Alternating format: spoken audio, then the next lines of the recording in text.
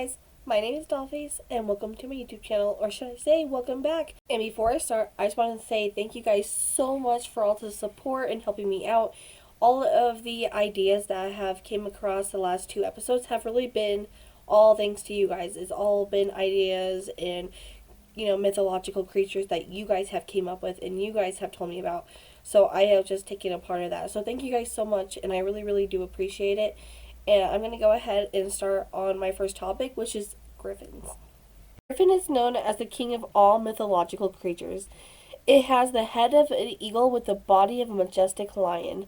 Sometimes the griffin would have talons as the two front paws and scorpion or serpent-like tail. The griffin has been known in so many different cultures, such as Iranian, Anatolian, Egyptian, European, Indian, and the most popular one is, of course, Greek mythology. If you look at some of the Greek art that griffins are in, they are seen pulling the chariot of Nemesis and Apollo. The griffin served them as guardians and as a protector, dealing with horrible offenders and even injustice situations. The griffin has also been known as Zeus's hounds. So guys, I looked for hours and hours on these creatures, and unfortunately I didn't find any ominous, scary thing on them because they are just overall so amazing. So the griffins can be also known as treasure keepers, just like the Tommy knockers that we have talked about in a previous episode. I'll leave another link right down here so you guys can go watch it if you haven't watched it yet. They can also be found in gold mines protecting and guarding gold. It is also said that they have been known to lay their eggs there, building their nests around golden nuggets. So can you imagine having probably these giant lion, eagle, mixed breed creatures inside of an egg laying around golden nuggets? What if you walked up to that? You'd be thinking, wow, I'm walking up to a golden nest with an egg inside. I must have that egg because it must be some royal precious thing. Which I guess in a way it pretty much is, according to all the gods. And I was even going to say how crazy it would be to be caught up on their bad side, which I'm sure it is awful to be caught up on their bad side. Their claws are actually known to be used as therapeutic property. Their claws can also detect poison by changing color and have even offered protection against illnesses. So let me guess. The kind of elves that you guys think that we are going to be talking about today are going to be like Santa elves, like Buddy the Elf, or maybe even Legolas from Lord of the Rings, or possibly even Dobby the House Elf. No. Not today. As much as we might all love those characters very much, we have a more diabolical side of these creatures. These humanoid mythological creatures come from Norse and Germanic mythology. It's said that Norsemen told stories of elves coming in pairs, being light and dark elves. The light elves were known to be graceful, tall, thin, and had pale features. Known for their elegance and magical powers, they were demigods and thought of themselves to be higher than even humans. They lived above ground, unlike the dark elves who lived underground. The dark elves played a cynical role by nature and had none of the same characteristics of light elves. However, they still had pointy ears that heightened their hearing, being one of the most common traits that they have. They hated sun, and they were known to turn into stone if the sunlight touched their skin. The dark elf was known to cause illnesses to those it wasn't fond of, and only other elves can cure the illness. At times, the dark elf was also known to annoy humans and to haunt them. They would even go into your house, sit on your chest, and whisper horrendous stories to make you have awful dreams. And some say it can even get more sinister than that.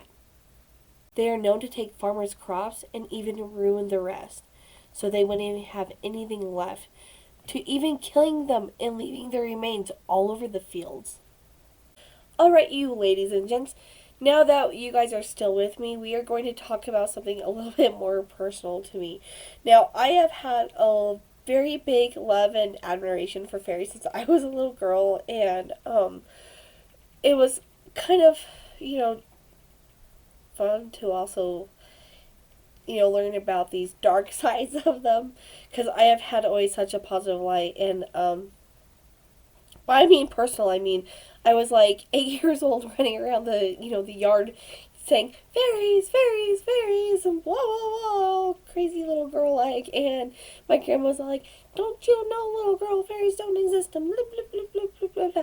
Well, grandma told today, now they do exist, and you are going to come with me on this awesome adventure and talking about them, and even some creepy things about them, and I really appreciate it. Most times, whenever you think about fairies, you think about Tinkerbell and Thumbelina. Well, that's not the kind of fairy that I am thinking about today.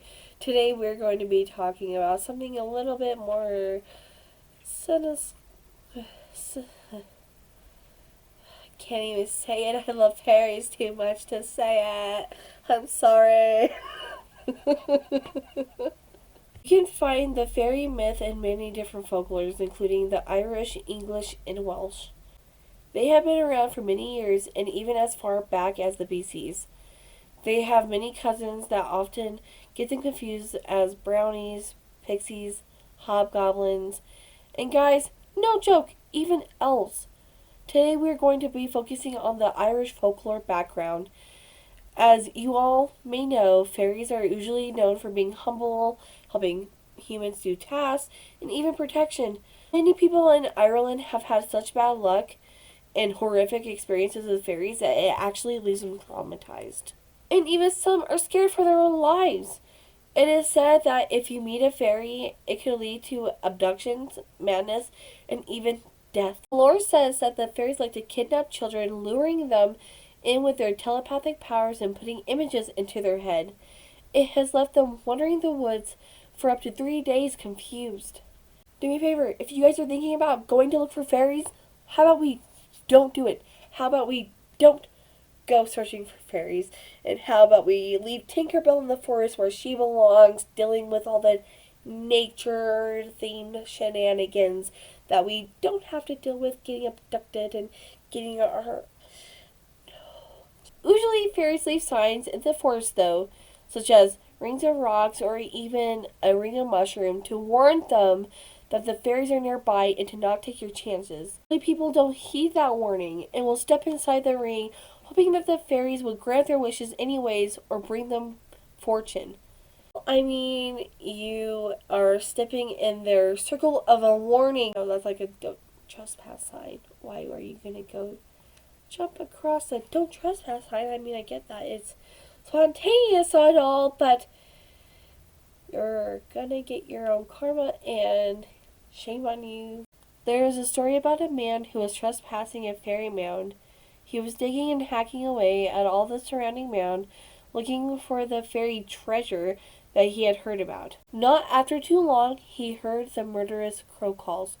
Lots and lots of crows surrounded the area. Feeling uneasy and cautious, he stopped his hacking and started to head home empty-handed.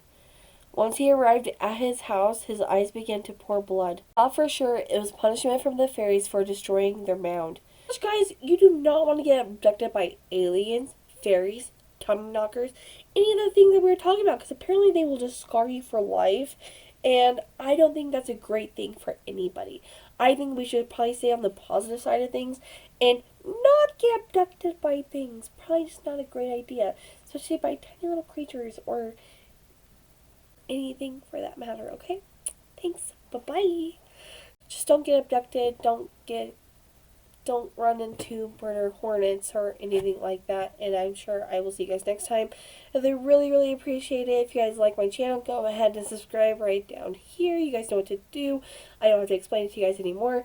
Thank you guys, and I'm sure I will see you guys soon with another video. I'm going to try to go more scary next time, like, possibly haunted stuff. So, yep, I'm going to stop mumbling now because that's what I do. And, bye. Thank you. See you guys next time. Bye.